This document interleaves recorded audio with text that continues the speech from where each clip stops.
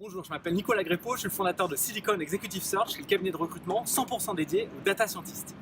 Dans ma dernière vidéo, je vous ai dit que j'allais vous donner une technique pour présenter tout votre parcours en moins d'une minute, autrement dit, comment faire un elevator pitch en entretien. Alors avant de rentrer dans le vif du sujet, je voulais vous dire merci pour tous les commentaires, les likes qu'on a eu sur la précédente vidéo, ça fait vraiment plaisir. Et aussi vous dire que si vous restez jusqu'à la fin de cette vidéo, eh bien, j'ai une surprise pour vous.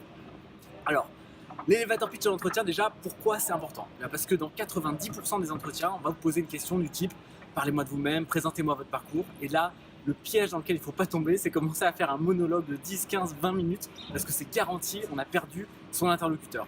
Au contraire, ce qu'il faut faire, c'est avoir un discours qui tient en moins d'une minute et qui est percutant et convaincant. Pour ça, je vais vous donner deux conseils. Le premier conseil, c'est qu'il faut répéter, il faut vous entraîner parce que c'est pas naturel de raconter tout un parcours en moins d'une minute. Donc il faut parler à votre miroir, à votre caméra, peu importe, mais il faut répéter des dizaines de fois chez vous avant l'entretien. Ça, c'est mon premier conseil.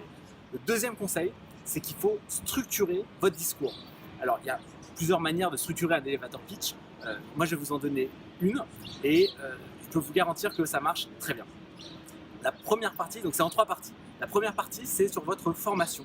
Là, il suffit de nommer l'université ou l'école que vous avez faite, de dire ce qui est lié à la data science dans cette formation, et puis s'il y a quelque chose de remarquable dans votre parcours, si vous avez été major de promo, si vous avez déposé des brevets pendant votre thèse par exemple, c'est le moment d'en parler. Donc ça, vous pouvez le faire en 15 secondes.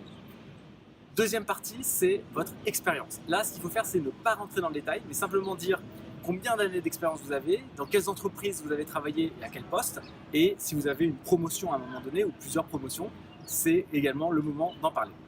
Pareil, ça dure 15 secondes. Et donc, il vous reste 30 secondes pour tenir en moins d'une minute.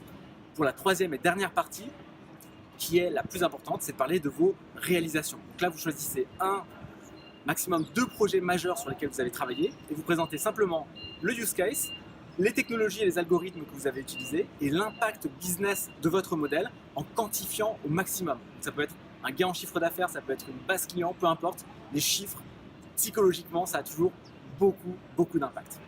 Donc voilà, vous avez tenu en moins d'une minute. Là, ce que vous pouvez faire typiquement, c'est initier un dialogue en disant est-ce que vous voulez que je vous détaille une de mes expériences? Et là, bien sûr, on va vous dire oui, parlez-moi de telle expérience. Bien souvent, c'est la dernière expérience qui va intéresser le plus votre interlocuteur. Et là, à nouveau, le piège, c'est de commencer à faire un monologue sur l'expérience qui va durer 10, 15, 20 minutes et où, à nouveau, vous allez perdre votre interlocuteur.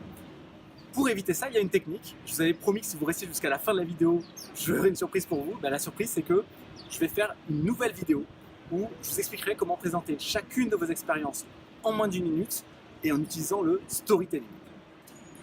Voilà, c'est la fin de cette vidéo. Si vous avez des commentaires, des questions, n'hésitez pas à les laisser en dessous. Si vous voulez me contacter directement, mes coordonnées sont sur mon profil LinkedIn. Mon nom, c'est Nicolas Grépeau, G-R-E-2-P-O.